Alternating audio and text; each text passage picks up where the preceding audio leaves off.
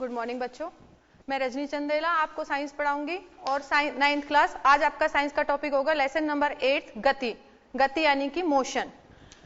बच्चों, हम ये जो टॉपिक पढ़ा रहे हैं वो पढ़ा रहे हैं साइंस के फिजिक्स पार्ट से। फिजिक्स यानी कि भौतिक विज्ञान, भौतिकी। तो भौतिक विज्ञान में सबसे पहले हम पढ़ेंगे भौतिक राशियां कि भौतिक राशियां कहते किसे हैं।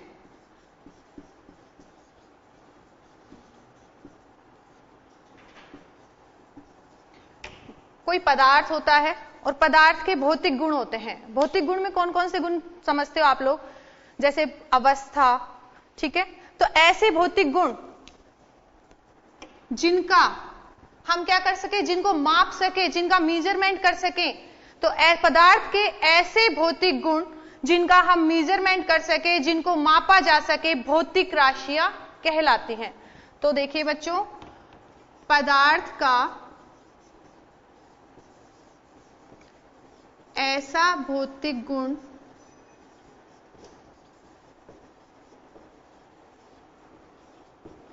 जिसको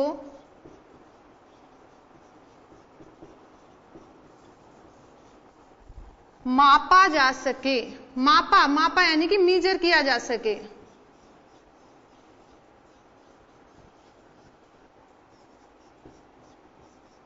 क्या कहलाता है बच्चों? भौतिक राशियां कहलाती हैं।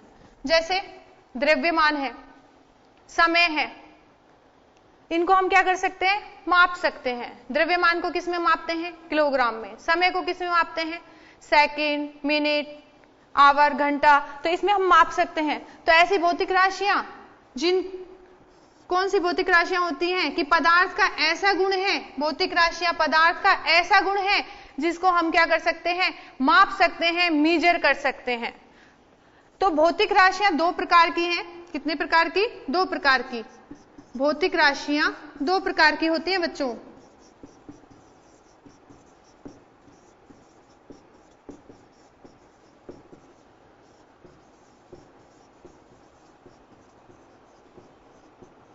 दो प्रकार की कौन कौन सी प्रकार की होती है बच्चों? नंबर 1 अदिश राशियां, अदिश राशियां। और नंबर 2 सदिश राशियां।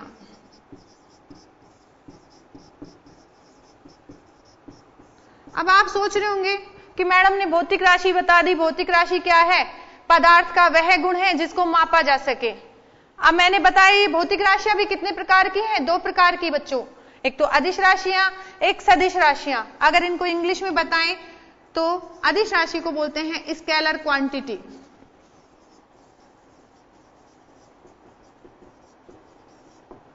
और सदिश राशि को बोलते हैं वेक्टर क्वांटिटी।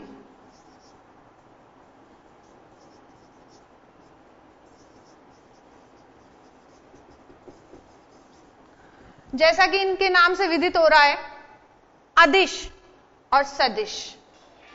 हम अदिश और सदिश राशियों के बारे में बताएंगे बच्चों। एक बार आप इसे नोट डाउन कर ले। भौतिक राशियां क्या होती हैं? भौतिक राशियां पदार्थ का ऐसा भौतिक गुण जिसको मापा जा सके, भौतिक राशियां कहलाती हैं। भौतिक राशियां दो प्रकार की होती हैं। कौन कौन सी होती हैं बच्चों? अदिश राशियां और सदिश राशियां। अदिश राशि को बोलेंगे स्केलर क्वांटिटी और सदिश राशि को बोलेंगे वेक्टर क्वांटिटी।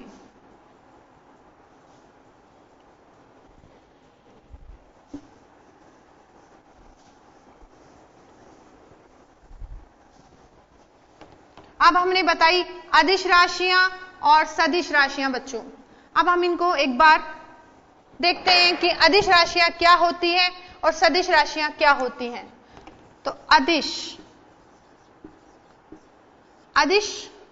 को अगर हम देखें तो ए प्लस दिश।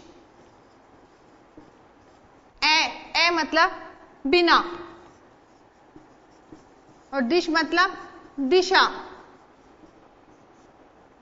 अदिश का मतलब बिना दिशा का। तो बिना दिशा का, तो अदिश राशियां क्या है बच्चों? अदिश राशियां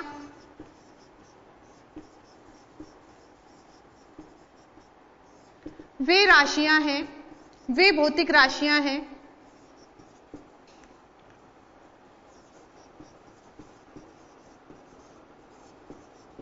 अदिश राशियां वे भौतिक राशियां हैं जिनमें केवल परिमाण। अब बच्चों आप सोचोगे कि मैडम ने ये परिमाण क्या बता दिया, क्या होता है ये परिमाण? तो परिमाण होती है मात्रा किसी पदार्थ की। वे अदिश राशियां वे भौतिक राशियां हैं जिनमें केवल परिमाण ज्ञात होता है। ज्ञात यानी कि पता होता है, दिशा पता नहीं होती, यानी कि दिशा का ज्ञान नहीं होता। क्या कहलाती हैं बच्चों? अदिश राशियां। देखिए बच्चों, अदिश का मतलब है ए प्लस दिश। ए मतलब बिना, प्लस दिशा, दिश मतलब दिशा। तो बिना दिशा की जो राशियां होती हैं वो अदिश राशियां होंगी। अदिश राशियां वे भौतिक राशियां हैं जिनमें केवल परिमाण यानी कि उसकी मात्रा पता होती है, हमें मात्रा का ज्ञान होता है कि मात्रा पता है हमें, लेकिन दिशा का ज्ञान नहीं होता। ठीक है बच्चों, अब आप देखो, जैसे हमें इसमें किसका ज्ञान होगा? सिर्फ मात्रा का या परिमाण का ज्ञान होगा, दिशा का ज्ञान नहीं होगा। तो जैसे कौन सी भौतिक राशि, जैसे हम द्रव्यमान को ही ले लेते हैं, तो द्रव्यमान किस में नापते हैं हम? किलो में। तो जैसे हमने लिखा 50 किलो, 50 किलो क्या हो गई? मात्रा हो गई, परिमाण हो गया, लेकिन इसमें कोई दिशा नहीं है। इसमें पता नहीं चल रहा कि द्रव्यमान पूर्व में है, पश्चिम में है, उत्तर में है या दक्षिण में है। तो बच्चों आप इसे नोट डाउन कर लें। अदिश राशियां वे भौतिक राशियां हैं जिनमें केवल परिमाण ज्ञात होता है, दिशा का ज्ञान नहीं होता। जैसे द्रव्यमान 50 किलो, या फिर कोई दूरी नाप लें हम किसमें, जैसे कि 2 मीटर। तो यहां पर हमें दिशा नहीं पता चल रही, तो ये कैसी राशियां हो गई? अदिश राशियां। तो ये हमारी पहली राशि थी, भौतिक राशि, पहली भौतिक राशि थी कौन सी? अदिश राशियां। अब हमारी दूसरी भौतिक राशि हमने क्या बताई थी? सदिश राशियां।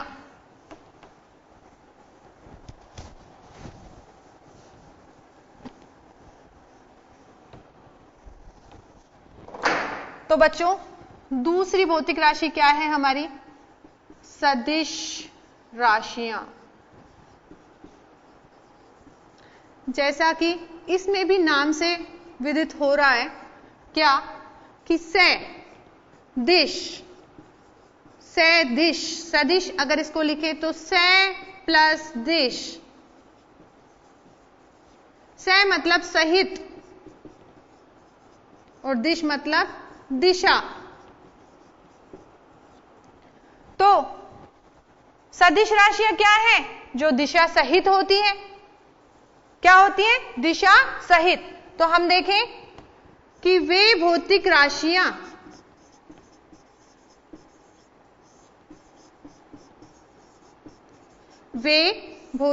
राशियां जिनमें परिमाण, अभी मैंने आपको बताया था, परिमाण क्या होती है? पदार्थ की मात्रा। कि वे भौतिक राशियां जिनमें परिमाण के साथ साथ दिशा का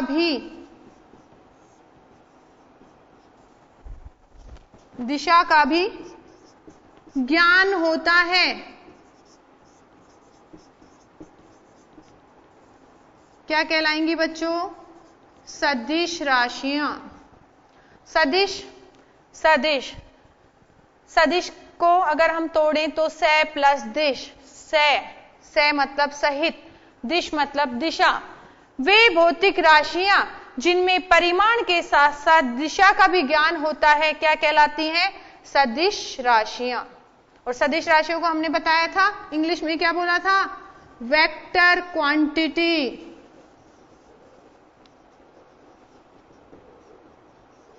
अब बच्चों उदाहरण, जैसे अब आप पूछोगे कि मैडम आपने बता दिया कि दिशा का भी ज्ञान है, तो कैसे बताइए, कैसे दिशा का ज्ञान कैसे है?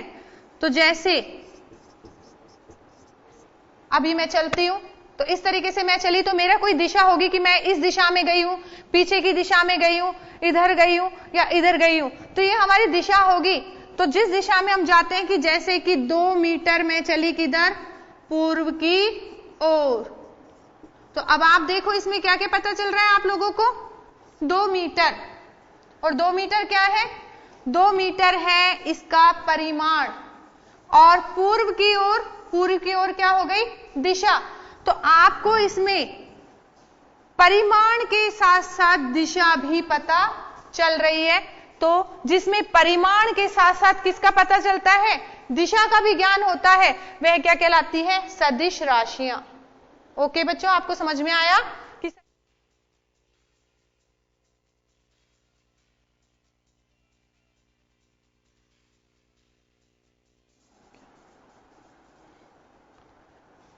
तो वो राशियां जिनमें परिमाण के साथ साथ दिशा का भी ज्ञान होता है, क्या कहलाएंगी, सदिश राशियां।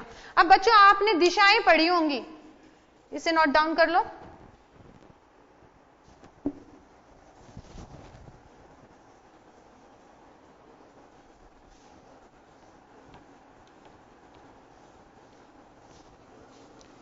बच्चों आपने दिशा पढ़ी होंगी, दिशाएं कितनी होती हैं, 4।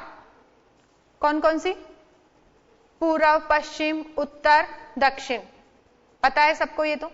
अब अगर हम देखें, जब हम सामाजिक ज्ञान में नक्शे भरते हैं तो हमें बताया जाता है कॉपी में या बोर्ड पर, क्या बताया जाता है कि ऊपर की तरफ जो दिशा होती है वो होती है उत्तर। कौन सी दिशा होती है, उत्तर। अभी हम यहां दिशा के बारे में आपको थोड़ा सा बताएंगे। दिशा आप लोगों को सबको पता है दिशा, तो आप कहोगे कि मैडम क्या बताने लग गई है, दिशा के बारे में क्या बता रही हैं, लेकिन कुछ बातें आपको नहीं पता, इसलिए आपको जानकारी जरूरी है, इसलिए मैं आपको बता रही हूं। दिशा जैसे कि हम नक्शे में भरते हैं और बोर्ड पर हमको समझाया जाता है कि ऊपर जो दिशा होती है वो होती है उत्तर, नीचे होती है दक्षिण, और इधर की तरफ हम बताते हैं पूर्व, और इधर होती है पश्चिम। आप कहोगे मैडम ये चारों दिशाएं तो हमें पता है, आप ये दोबारा क्या बता रहे हो? तो मैं कुछ नहीं बता रही, मैं जो बता रही हूं वो देखिए आप एक बार, कुछ नया आपको सीखने को मिलेगा।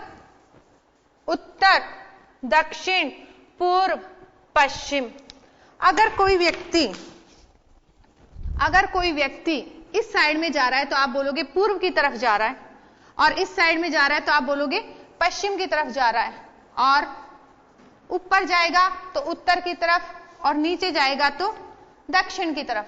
ये तो आप बता दोगे इजीली कि मैडम इधर जा रहा है तो पूर्व, इधर जा रहा है तो पश्चिम, ऊपर जा रहा है तो उत्तर, और नीचे जा रहा है तो दक्षिण। लेकिन अगर मैं आपसे पूछूं बच्चों कि अगर कोई व्यक्ति उत्तर और पूर्व दोनों दिशाओं के बीच में जा रहा है तो आप उसे क्या बोलोगे? तो एक ये नई दिशा आ जाती है उत्तर पूर्व, तो ये भी एक दिशा है जो हम बताते हैं सदिश राशियों में, उत्तर पूर्व दिशा में गया। अगर इस दिशा में जाए तो आप क्या बोलोगे? उत्तर पश्चिम। और अगर कोई व्यक्ति इस दिशा में जाए तो आप क्या बोलोगे उसे? दक्षिण पूर्व। और अगर इस दिशा में जाए तो क्या बोलोगे? दक्षिण पश्चिम। तो आपने क्या देखा कि 4 दिशाएं तो हम ऑलरेडी पढ़ते हैं, शुरुआत से पढ़ते आ रहे हैं, लेकिन अगर कोई व्यक्ति ऐसे चले या ऐसे चले या ऐसे चले या ऐसे चले तो आप उसे क्या कहोगे? तो इसके लिए 4 दिशाएं और आ जाती हैं, वो दोनों के बीच की दिशाएं होती हैं, उत्तर पूर्व, दक्षिण पश्चिम, उत्तर पश्चिम। ये हमें सदिश राशियों में काम में आती है बच्चों।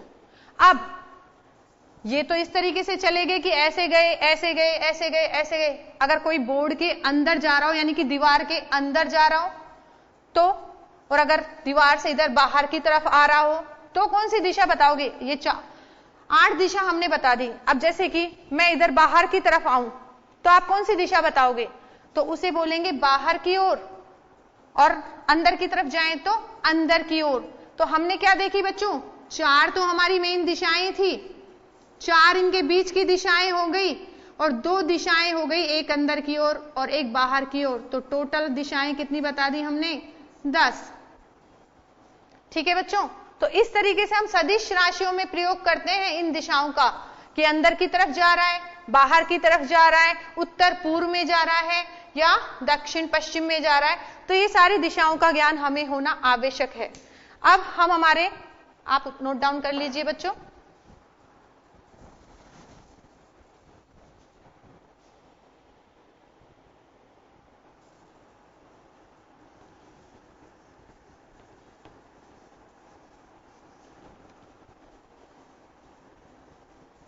अब हमारे मेन टॉपिक पर आते हैं, गति पर। तो बच्चों जब हम गति पढ़ेंगे तो गति में हम क्या क्या पढ़ेंगे, दूरी, विस्थापन, चाल, वेग, त्वरण, एक समान गति, एक समान गति, असमान गति,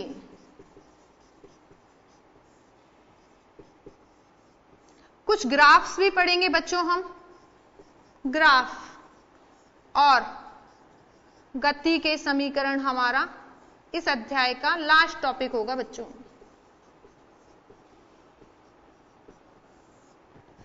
तो हमें इस लेसन के अंदर कौन कौन से टॉपिक्स पढ़ने हैं, दूरी, विस्थापन, चाल, वेग, त्वरण, एक समान गति, असमान गति, ग्राफ और गति के समीकरण। तो अभी हम थोड़ा सा ब्रेक लेते हैं, ब्रेक के बाद फिर हाजिर होते हैं आपके लिए।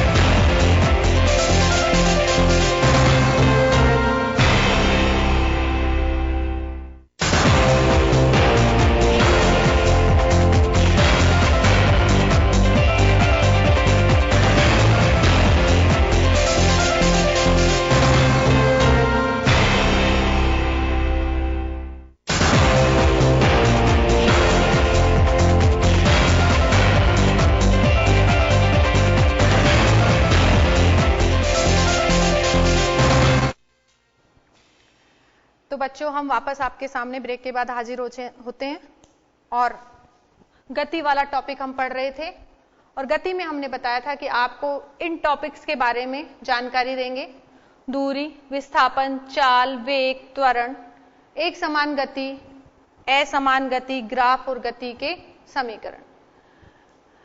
तो अब हम अपना मेन टॉपिक है वो स्टार्ट करते हैं गति के। बच्चों गति क्या होती है, गति के बारे में आप कुछ जानते हैं? तो गति आपने देखा होगा कि कोई चल रहा है, कोई दौड़ रहा है, गाड़ी चल रही है, ट्रेन चल रही है, तो ये सब आपने देखी होंगी। तो ये सब क्या करती हैं, गति।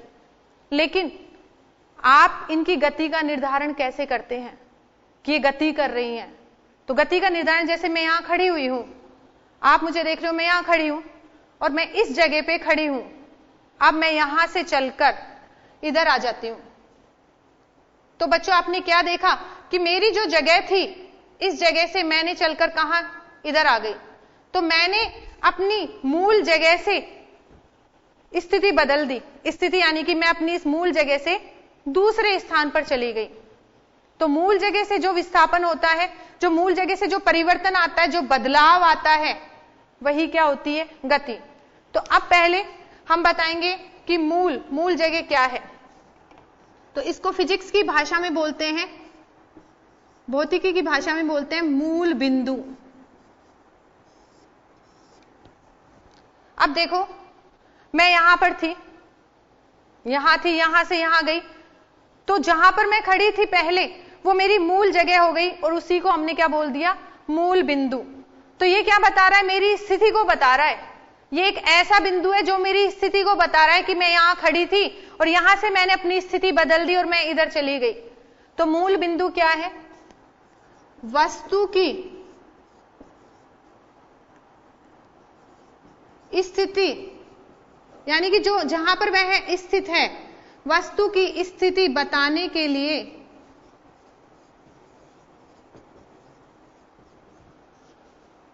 एक निर्देश बिंदु, निर्देश जहां पर मैं खड़ी हुई थी तो वहां पर देखो एक बिंदु था, तो एक निर्देश बिंदु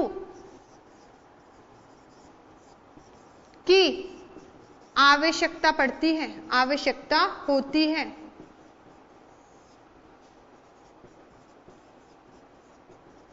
उसे हम क्या कहेंगे बच्चों, मूल बिंदु। वस्तु की स्थिति बताने के लिए कि वस्तु कहां स्थित है, यह बताने के लिए एक निर्देश बिंदु की आवश्यकता होती है और इसे हम क्या कहेंगे, इसे ही मूल बिंदु कहते हैं।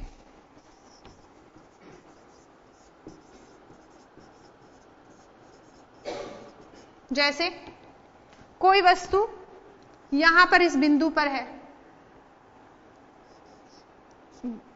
और वह बिंदु कौन सा है, ए, और वो चलकर यहां से यहां जाती है, कहां पर जाती है, बी बिंदु पर।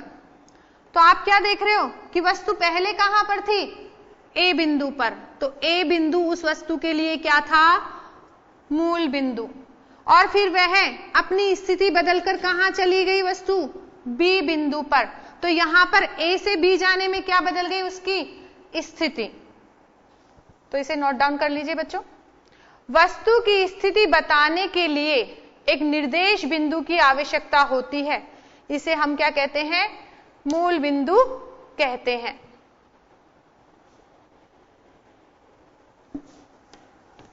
अब इस मूल बिंदु के अनुसार आपने क्या देखा कि वस्तु दो स्थिति में हो सकती है। कौन सी स्थिति में, दो स्थिति में। कौन कौन सी, एक तो वस्तु अपने बिंदु पर ही रहे, जब वस्तु अपने बिंदु पर ही रहती है तो बोलते हैं उसे स्थिर। और जब वह अपनी स्थिति बदल लेती है कि वह ए बिंदु पर है और ए से कहां चली गई, बी पर चली गई, तब उसे क्या बोल दिया कि उसने अपनी क्या बदल दी, स्थिति बदल दी, तो उसको बोल दिया गति। तो अवस्था कितने प्रकार की हो गई, स्थिर और गतिशील। गति तो स्थिर क्या है, मूल बिंदु के सापेक्ष। हम मूल बिंदु से लेते हुए चल रहे हैं कि मूल बिंदु के सापेक्ष यदि वस्तु अपनी स्थिति नहीं बदलती है तो वस्तु कैसी अवस्था में होगी, स्थिर अवस्था में। तो वस्तु कैसे होगी, स्थिर। और गति मूल बिंदु के सापेक्ष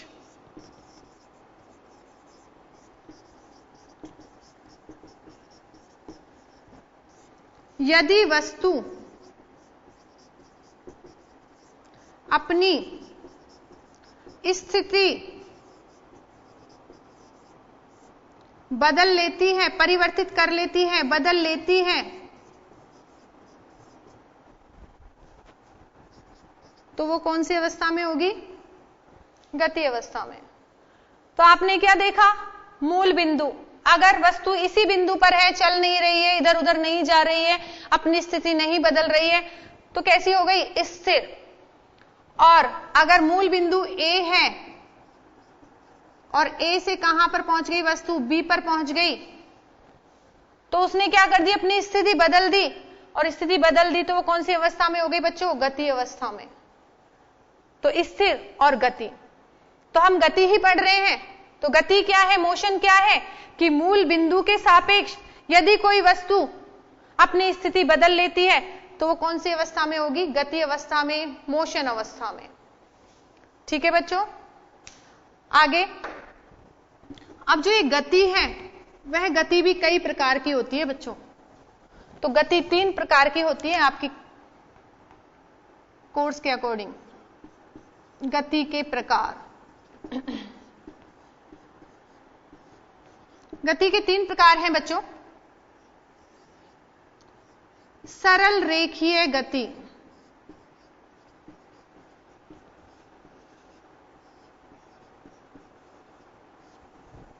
सरल रेखीय गति।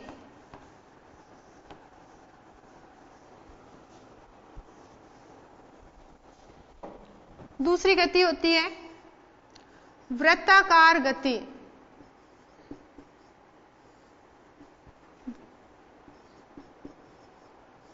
और तीसरी गति होती है आवर्त गति।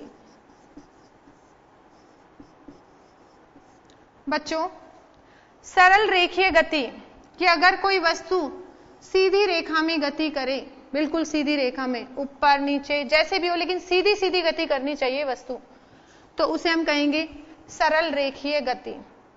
और अगर एक वृत्त के रूप में गति करे, इस तरीके से एक वृत्त के पथ पे गति करे, तो वो कहलाती है वृत्ताकार गति। और आवर्त गति, आपने झूले पर कभी झूले हो बच्चों, आप झूला देखा है? ये जैसे झूला है, इस पर आप लोग बैठते हो तो पहले झूले को झूलने से पहले पीछे की तरफ लेके जाते हो, फिर झूला वापस अपनी स्थिति में आता है, और जितनी दूर आप पीछे लेके गए थे उतनी दूर आगे जाता है। तो आपने क्या देखा कि ये इसका मूल बिंदु था, इस मूल बिंदु से पीछे गया, फिर आगे आया, फिर पीछे जाएगा, वापस जाएगा, फिर पीछे जाएगा। तो इस तरीके से ये जो झूला झूलने वाली गति होती है, इसे हम कहते हैं आवर्त गति। ठीक है बच्चों, तो देखो जो सरल रेखीय गति है उसको कहा जाता है लीनियर मोशन।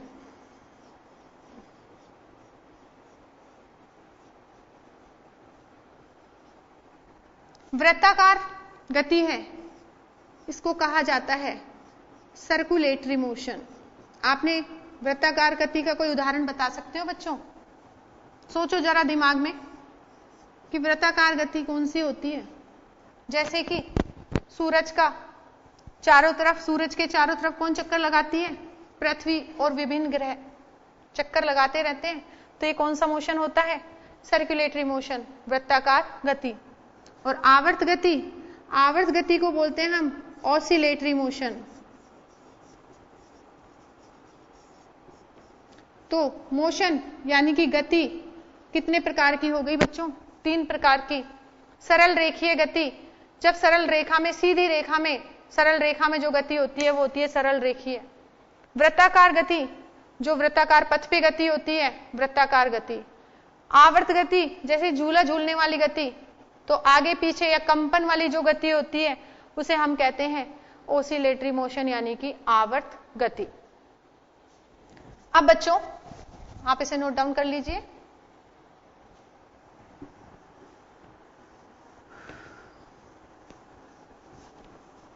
अब देखो, हम सरल रेखीय गति में आते हैं क्योंकि बाकी की 2 गतियां हमारे सिलेबस में नहीं है, तो हम सरल रेखीय गति हमारे सिलेबस के अंदर है, तो हम पढ़ेंगे सरल रेखीय गति। और सरल रेखीय गति में मैंने अभी विभिन्न बताई थी आपको बातें। सबसे पहले हम पढ़ेंगे इसमें दूरी।